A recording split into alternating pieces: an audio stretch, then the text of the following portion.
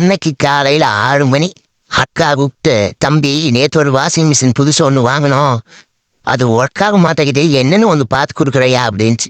சரின்னு போய் பார்த்தா வோல்டேஜ் செக் பண்ணி பார்த்தா 408 வோல்டேஜ் வருது. அக்கா யாருக்கா ஒயரிங் வந்தாங்க அப்படின்னா, அது இன்ஜினியர் கொண்டு வந்து விட்டாரு தம்பி ஒரு பையன், அந்த பையன் தான் பண்ணாங்க அப்படின்னாங்க அந்த அக்கா.